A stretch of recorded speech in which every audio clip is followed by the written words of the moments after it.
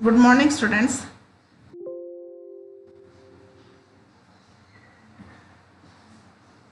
हमने पढ़ा था निलंबन क्या है, ये अपन ने पढ़ लिया था। इसके गुणधर्म, यह एक विषमांगी मिश्रण है। ये कण आंखों से देखे जा सकते हैं। ये निलंबित कण प्रकाश की किरण को फैला देते हैं, इससे उसका मार्ग दृष्टिगोचर होता है।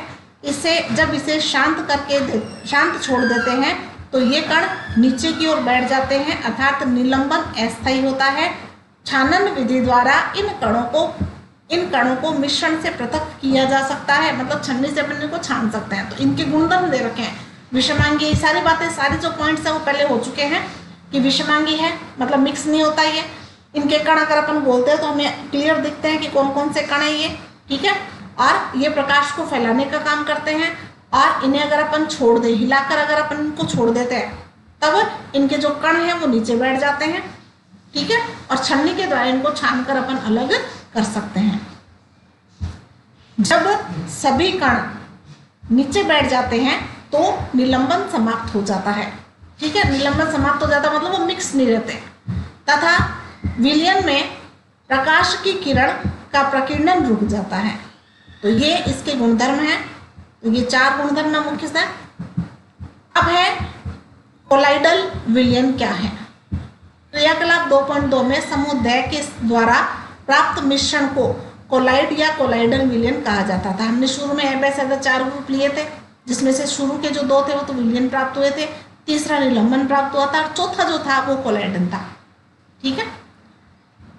कोलाइड के कण विलयन में समान रूप से फैले होते हैं। निलंबन की अपेक्षा कणों का आकार छोटा होता है और जिसके कारण यह मिश्रण समांगी प्रतीत होता है। ऐसे लगता है कि जैसे वो कण उसमें मिक्स हो गए, विलयन तैयार हो गया, लेकिन एक्चुअल में वो विलयन तैयार नहीं होता है। तो यह भी अपन क्या कहेंगे, इसको भी विषमांगी मिश्रण कहते हैं। जैसे दूध और शाही भी उसमें था, शाही भी अपन ने ले रखा था। तो दूध और जो शाही है वो होगा इसमें।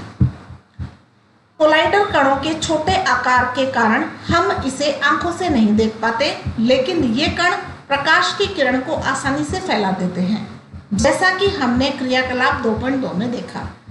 प्रकाश की किरण का फैलना टिंडल प्रभाव कहलाता है। प्रकाश की किरण का फैलना क्या कहलाता है? टिंडल प्रभाव। ये देखो डायग्राम है, ठीक है ना।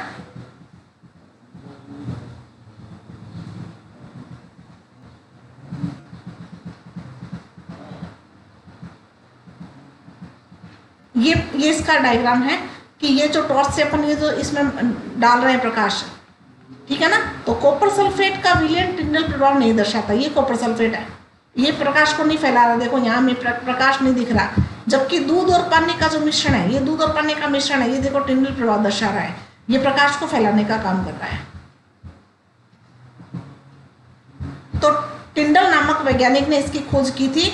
एक कमरे में छोटे छिद्र के द्वारा जब प्रकाश किरण आती है तब वहां पर हम टिंडल प्रभाव को देख सकते हैं। अंधेरा कमरा है, बंद कमरा है और एक छोटा सा मान लो झिर्री है, छोटा सा छिद्र है और बाहर से प्रकाश आ रहा है, तो वो प्रकाश क्या होता है? फैल जाता है। आप लोगों ने देखा होगा ना कि वो जितना छिद्र होता है उतना ही छिद्र हमें थोड़ी दिखाई देता है। प्रकाश जो है वो छिद्र के जितना ही थोड़ी दिखाई देता है। जैसे मान लो बाहर से प्रकाश आ रहा है छिद्र में से और उसका प्रकाश गद्दे पे गिर रहा है या मान लो फर्श पे गिर रहा है, तो प्रकाश का जो आकार होगा जो हमें दिखाई दे रहा है उसका आकार, वहां जो छाया होगी वो बड़ी होगी, जबकि छिद्र जो है वो छोटा है। इसका मतलब क्या हुआ कि प्रकाश कमरे में आके अंदर फैलता है। तो इसको अपन क्या कहते हैं? टिंडल प्रभाव कहते हैं। यह कमरे में मौजूद धूल व कार्बन के कणों द्वारा प्रकाश के फैलने के कारण होता है। प्रकाश फैल जाता है ना, छोटे से छिद्र में से अगर कमरे में हमारे प्रकाश आता है, हमने अंधेरा कर रखा है रूम में, और उसमें से अगर प्रकाश आ रहा है तो क्या हमें वो प्रकाश जब फर्श पर दिखाई देता है या गद्दे पे अगर वो प्रकाश हमें दिखाई देता है तो उसका जो राउंड है, उसका जो भाग है वो क्या छिद्र के जितना ही थोड़ी होता है? छिद्र से क्या होता है? बड़ा, ठीक है। तो कमरे के अंदर मौजूद जो धूल है और जो कार्बन के कण हैं, जो मिट्टी के कण हैं, वो उस प्रकाश को फैलाने का काम करते हैं, ठीक है। अर्थात हमें टिंडल प्रभाव दर्शाते हैं। जब एक घने जंगल के आच्छादन से सूर्य की किरण गुजरती है वहां हम टिंडर प्रभाव को देख सकते हैं। जंगल के कोहरे में छोटे छोटे जल के कण होते हैं जो कोलाइड कणों के समान व्यवहार करते हैं। ये देखिए यहाँ डायग्राम दे रखा है। ये घने बादलों में से जो प्रकाश आ रहा है और ये घना जंगल है। इस जंगल में देखो ये प्रकाश चारों तरफ, ये किरणें नजर आ रही है ना, ये चारों तरफ प्रकाश फैल रहा है। तो ये टिंडल प्रभाव है। अगला समझ में, ये है द्रव, ठोस, गैस, द्रव, कोलाइड्स में सामान्य उदाहरण परिक्षेपण माध्यम, परिक्षिप्त अवस्था है, प्रकार है और ये उदाहरण है कोहरा, बादल। तो ये आप रीडिंग लगा लेना, अन्यथा इतना कोई आवश्यक नहीं है ये। अब है कोलाइड के गुण। जैसे अपन ने निलंबन के गुण पढ़े थे वैसे ही कोलाइड के गुणधर्म। यह एक विषमांगी मिश्रण है। निलंबन में भी क्या था, विषमांगी मिश्रण था। कोलाइड के कणों का आकार इतना छोटा होता है कि ये पृथक रूप से आंखों से नहीं देखे जा सकते, जबकि निलंबन में क्या था, वो कण आंखों से दिख रहे थे, वो थोड़े बड़े थे। ये छोटे हैं इसलिए हमें आंखों से नहीं देख पाते। ये इतने बड़े होते हैं कि प्रकाश की किरण को फैलाते हैं तथा इनके मार्ग को दृश्य बनाते हैं। तो प्रकाश टिंडल प्रभाव दर्शाते हैं, कहने का मतलब यही है। जब इनको शांत छोड़ दिया जाता है तब ये कण तल पर बैठते हैं, अर्थात ये स्थायी होते हैं, भूलते नहीं है, तल में नीचे तली पे बैठ जाते हैं। ये छानन विधि द्वारा पृथक मिश्रण से पृथक नहीं किए जा सकते, किंतु एक विशेष विधि, कौन सी, अपकेंद्रीकरण तकनीकी के द्वारा हम इसको पृथक कर सकते हैं। तो ये है कि निलंबन में क्या था, छलनी के द्वारा उसको छाना जा सकता है, पृथक किया जा सकता है। इसमें हमें दिखाई तो देते हैं लेकिन वो छलनी के अंदर नहीं आते, वो छलनी के अंदर से चले जाते हैं। इतने छोटे होते हैं कि छलनी के अंदर से वो चले जाते हैं, तो छलनी से इनको पृथक नहीं किया जा सकता। कोलाइडल विलयन परिक्षिप्त प्रावस्था और परिक्षेपण माध्यम से बनता है। विलय पदार्थ की तरह का घटक या परिक्षिप्त कण जो कि कोलाइडल रूप में रहता है उसे परिक्षिप्त प्रावस्था कहते हैं। तो ये परिक्षिप्त प्रावस्था की परिभाषा है, विलय पदार्थ की तरह का घटक, जो विलय पदार्थ की तरह का घटक होता है, या परिक्षिप्त कण जिसको अपन बोल रहे हैं। जैसे अपन ने पानी में चीनी बोली थी ना, तो चीनी क्या विलय है, तो विलय के जैसे ही कोई पदार्थ, चीनी नहीं, क्योंकि चीनी तो घुल जाती है, नमक भी घुल जाता है, ऐसा पदार्थ जो विलय के जैसा हो, ठीक है, जिसको अपन परिक्षिप्त कण कहते हैं, कोलाइडल रूप में रहता है और उसे परिक्षिप्त प्रावस्था कहते हैं। तथा वह घटक जिसमें परिक्षिप्त प्रावस्था निलंबन रहता है उसे परिक्षेपण माध्यम कहते हैं। निलंबन रहता है, निलंबित रहता है मतलब उसमें घुला हुआ रहता है, लेकिन हमें अलग से वो कण दिखाई नहीं देते, बहुत छोटे होने के कारण। कोलाइडल को परिक्षेपण माध्यम, परिक्षेपण माध्यम द्रव भी हो सकता है, ठोस भी हो सकता है और गैस भी हो सकता है, की अवस्था और परिक्षिप्त प्रावस्था के अनुसार वर्गीकृत किया गया है। इसको सारणी में देखा गया है, ये सारणी बना रखी है। परिक्षिप्त प्रावस्था, परिक्षेपण माध्यम, ये प्रकार है और ये इसके उदाहरण, ठीक है। द्रव, ठोस, गैस, द्रव, ठोस, गैस, द्रव, ठोस। परिक्षेपण माध्यम, द्रव के अंदर गैस हो सकता है, ठोस के अंदर गैस हो सकता है, अब गैस के अंदर द्रव हो सकता है, द्रव के अंदर द्रव हो सकता है। और एरोसोल प्रकार कौन से, aerosol, foam, emulsion, sol, foam, gel, ठोस सोल, ये प्रकार हो गए। और कोहरा, बादल, ये धुआं, शेविंग क्रीम, फोम हो गई ना, शेविंग क्रीम की फोम बनती है, झाग बनते हैं ऐसे, ठीक है ना। तो ये आप एक बार रीडिंग लगा लेना इनकी।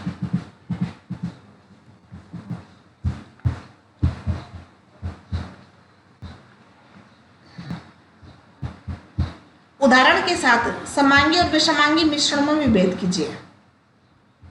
समांगी विलयन किसे कहते हैं, विषमांगी मिश्रण किसे कहते हैं, ये आप विभेद कर सकते हैं। ये आपकी नोटबुक में आप लिख सकते हो दोनों को, ठीक है। इनके उदाहरण दे सकते हो क्योंकि पूरे उसमें और सारे बहुत सारे उदाहरण आए हुए हैं, ठीक है ना। विलयन, निलंबन और कोलाइडन एक दूसरे से किस प्रकार भिन्न है, या अंतर बताना है तीनों में। तीनों के मैंने गुणधर्म बता रखे हैं, तीनों की मैंने परिभाषा बता रखी है, तो तीनों में आपको अंतर लगाना है, अंतर लिखना है। तीनों के गुणधर्म दिए हुए हैं, उन्हीं से अंतर बन जाएगा। एक संतृप्त विलयन बनाने के लिए 36 ग्राम सोडियम क्लोराइड को 100 ग्राम जल में 293 केल्विन पर घोला जाता है। इस ताप पर सांद्रता प्राप्त कीजिए। सांद्रता प्राप्त करने के लिए ऐसा न्यूमेरिकल अपन ने किया था ना, तो यह आ जाएगा। पहले तो आप 100 में 36 को जोड़ोगे तो 136 हो जाएगा, तो 36 बटा 136 गुणा 100 निकालोगे इस प्रतिशत में। अब है मिश्रण के घटकों को पृथक्करण। पृथक करना किस प्रकार से अपन पृथक करते हैं, हम पढ़ चुके हैं कि प्राय प्राकृतिक पदार्थ रासायनिक तौर पर शुद्ध नहीं होते। मिश्रण के घटकों को पृथक करने के लिए विभिन्न प्रकार की विधियां प्रयोग में लाई जाती हैं।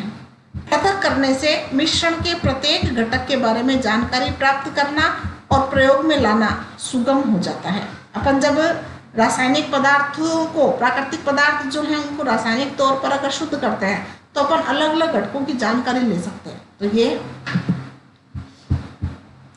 विषमांगी मिश्रण को साधारण भौतिक क्रिया द्वारा पृथक किया जा सकता है, जैसे हाथ से चुनकर,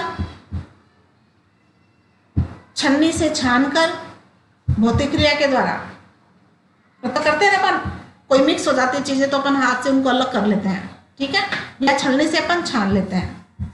जो हम प्रतिदिन व्यवहार में लाते हैं, करते भी हैं, किचन में काम करते हैं तो ये सब चीजें अपन करते हैं। कभी कभी मिश्रण के घटकों को पृथक करने के लिए विशेष तकनीकों को प्रयोग में लाया जाता है। रंग वाले घटक जो डाई है को नीले अथवा काले रंग की स्याही से कैसे पृथक कर सकते हैं। डाई को नीले अथवा काले रंग की स्याही से कैसे पृथक कर सकते हैं। देखिए क्रियाकलाप दे रखा है इसमें। आधा बीकर जल लें, बीकर के मुख पर वॉच ग्लास रखें। ये वॉच ग्लास रखा है, ये हमने बीकर लिया, बीकर के मुख पर वॉच ग्लास होता है, जैसे आपकी प्लेट नहीं होती क्या, वैसा ही होता है राउंड में, ठीक है, वैसा वॉच ग्लास होता है। कुछ बूंदे स्याही वॉच ग्लास पर डालें। ये देखिए हमने बीकर लिया, बीकर में हमने जल डाला आधा ग्लास और उसके ऊपर हमने स्याही डाली इसके अंदर, ठीक है। अब बीकर को गर्म करना शुरू करें। हम स्याही को प्रत्यक्ष रूप से गर्म नहीं करना चाहते, हमने डायरेक्ट स्याही को गर्म नहीं किया, हमने क्या किया, हम पानी को गर्म कर रहे हैं, तो ये स्याही गर्म हो रही है।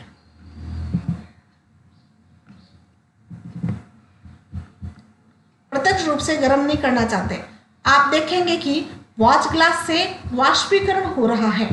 वाष्पीकरण होने तक गर्म करना जारी रखें। जब वॉच ग्लास पर कोई परिवर्तन नहीं दिखाई देता है तब हम उसे गर्म करना बंद कर देते हैं। देखो वाष्प बन रही है ना, ये वाष्प निकल रही है, तो जब तक हमें ये वाष्प दिखाई दे रही है तब तक तो अपन इससे यहाँ नीचे से गर्म करेंगे बीकर को। भाप से भाप बन रही है इसकी, और जब ये भाप बनना बंद हो जाए, वाष्प बनना बंद हो जाए, तब अपन नीचे से गर्म करना भी बंद कर देंगे।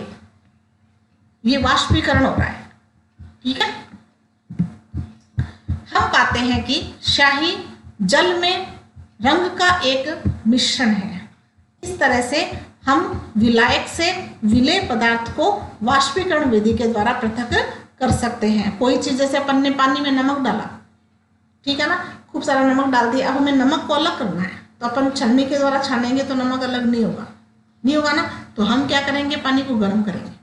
गर्म करेंगे तो पानी तो क्या होगा, वाष्प बन के उड़ जाएगा और नमक पात्र में रह जाएगा। तो इस प्रकार से नमक जल से अलग हो गया। तो वाष्पीकरण विधि द्वारा बहुत सी चीजों को अलग किया जा सकता है। अब है दूध से क्रीम को कैसे प्रतिक्रिया कर सकते हैं। आजकल हम बाजार में संपूर्ण क्रीम, टॉड, डबल टॉड प्रकार के दूध पॉलीपैक अथवा ट्रेटा पैक में पाते हैं। दूध लाते हैं ना अपन पैक। दूध के इन प्रकारों में भिन्न भिन्न मात्रा में वसा होती है। दूध भी अलग अलग प्रकार के आते हैं, अलग अलग प्रकार के आते हैं, तो उसमें वसा की मात्रा अलग अलग होती है। किसी में फैट ज्यादा होता है, किसी में फैट कम होता है। एक परख नली में थोड़ी मात्रा में संपूर्ण क्रीम युक्त दूध ले। हमने दूध ले लिया, संपूर्ण क्रीम है उसके अंदर। अपकेंद्रीय यंत्र से इसे 2 मिनट तक अपकेंद्रित करें। अगर स्कूल में यह यंत्र उपलब्ध नहीं है तो यह प्रयोग आप घर पर रसोई में प्रयोग करने वाली मथनी या मिक्सी से भी कर सकते हैं। ठीक है, मिक्सी से करना है, मथनी से करना है। यदि नजदीक में कोई मिल्क डेयरी है तो वहां जाएं और पूछें, नंबर 1, वे क्रीम को दूध से कैसे पृथक करते हैं। नंबर 2, वे दूध से पनीर कैसे बनाते हैं। ये देखो, ये इसमें जल है, इसमें मिट्टी है और इसमें पृथक कीप है, पृथक्करण कीप। ये स्टॉप कॉर्क लगा रखी है। अघुलनशील द्रवों को पृथक करना, ऐसे पदार्थ जो अघुलनशील है, जो घुलते नहीं है, जैसे पानी और तेल। पानी और तेल होता है ना, तो पानी में हमने मान लो तेल डाल दिया, ये मिट्टी का तेल डाला हुआ है, मिट्टी का तेल जल है, पानी में मिट्टी का तेल डाल दिया, फिर हमने नीचे ही लगा दी। इसको जो अपन खोलेंगे यहाँ से तो नीचे क्या आएगा, पानी आएगा। तो जब तक पानी आ रहा है तब तक तो उसको चालू रखो, जब तेल आना शुरू हो जाता है तब अपन इसको बंद कर देंगे। तो पानी तो नीचे वाले पात्र में आ जाएगा, तेल ऊपर वाले में रह जाएगा। तो जो अघुलनशील द्रव हैं उनको भी अपन पृथक कर सकते हैं। तेल और जल अघुलनशील मिश्रण को पृथक करने में, धातु शोधन के दौरान लोहे को पृथक करने में, इस विधि के द्वारा हल्के स्लैग धातुमल को ऊपर से हटा लिया जाता है तथा भट्टी की निचली सतह पर पिघला हुआ लोहा शेष रह जाता है। तो सिद्धांत के अनुसार आपस में नहीं मिलने वाले द्रव अपने घनत्व के अनुसार विभिन्न परतों में पृथक हो जाते हैं। तो ये आपने इसके कुछ उदाहरण आपने देखे भी हैं। कुछ ऐसी चीजें जो अगर नहीं घुलती, नहीं एक दूसरे में मिक्स होती, तो उनकी परतें बन जाती हैं। ठीक है, तो उन परतों को भी अपन इस माध्यम से अलग कर सकते हैं। ठीक है, तो यहाँ ये यहाँ से कीप खोल देंगे, थोड़ा लूज कर देंगे, इसको लूज कर देंगे तो पानी नीचे आ जाएगा। ठीक है, तो पानी ये पानी लगा लेवल नीचे होता जाएगा, ये नीचे होता जाएगा। और जब ये पानी यहाँ से खत्म हो जाए, सारा पानी निकल आए नीचे, तो इसको वापस टाइट कर देंगे, तो जल और मिट्टी का तेल अलग हो सकता है। नमक तथा कपूर के मिश्रण को कैसे पृथक कर सकते हैं। पिछले अध्याय में हमने पढ़ा कि कपूर को गर्म करने पर वह ठोस अवस्था से सीधे गैस अवस्था में परिवर्तित हो जाता है। ये अपन ने कपूर के लिए पढ़ा है कि कपूर द्रव अवस्था में नहीं आता, ऊर्ध्वपातन क्रिया होती है इसके अंदर। इस प्रकार उन मिश्रणों जिनमें ऊर्ध्वपातित हो सकने वाले अवयव हों तथा को ऊर्ध्वपातित न होने वाले अशुद्धियों जैसे नमक से पृथक करने के लिए ऊर्ध्वपातन की प्रक्रिया का उपयोग करते हैं। अमोनियम क्लोराइड, नेफ्थलीन, एंथ्रासीन आदि ऊर्ध्वपातन करने योग्य ठोस पदार्थों के कुछ उदाहरण हैं। तो इसमें क्या होता है कि जैसे अपन कपूर को और नमक को अलग कर रहे हैं, तो नमक का वाष्प नहीं बनता, कपूर वाष्पीकृत हो जाता है, तो इसको अपन वाष्प के द्वारा अलग कर सकते हैं। देखो ये यहाँ पर क्या लिया, कपूर और नमक। ठीक है, अब ऊपर हमने एक कीप लगा दी, इसको उल्टा लगा दिया, कीप को ऊपर लगा दिया हमने रुई, नीचे से अपन गर्म कर रहे हैं। नमक का तो कुछ नहीं बिगड़ेगा, नमक तो यहीं रहेगा, न तो उसका द्रव बनेगा न वाष्प बनेगी। ठीक है, कपूर क्या होगा, वाष्प बन जाएगा, कपूर उड़ जाएगा, उड़ के कहाँ जाएगा, ऊपर तो अपन ने रुई लगा रखी है, तो वो यहाँ जम जाएगा। ठीक है ना, ठोस में वापस आकर यहाँ जम जाता है। तो कपूर तो कीप में जम जाएगा, नमक कहाँ रह जाएगा, नीचे प्लेट में। तो इस प्रकार से ऊर्ध्वपातन की क्रिया द्वारा भी हम नमक को किससे अलग कर सकते हैं, कपूर से अलग कर सकते हैं। तो ये समझ में आ गया डायग्राम सबके। तो इस प्रकार से अलग अलग जो द्रव में द्रव मिला हुआ है, ठोस में ठोस मिला हुआ है या ठोस में द्रव मिला हुआ है, तो किसी भी तरह से इनको अलग अलग विधियों द्वारा जिस भी प्रकार से सुटेबल होता है उसके अनुसार हम इनको गर्म करते हैं या छलनी के द्वारा छानते हैं या वाष्पीकरण के द्वारा अलग करते हैं। तो क्या हो गया, वाष्पीकरण हो गया, वाष्पीकरण के द्वारा अपन अलग कर सकते हैं। दूध से अपन घी निकालने के लिए मथनी का या मिक्सी का यूज करते हैं, उसके द्वारा अपन घी को पृथक करते हैं, उसको मथते हैं। ठीक है। और तीसरी विधि है छानने के द्वारा। तो पहला हुआ वाष्पीकरण, दूसरा हुआ मथनी के द्वारा, तीसरा हुआ छानने के द्वारा छान के, और चौथा हुआ कि ऊर्ध्वपातन के द्वारा।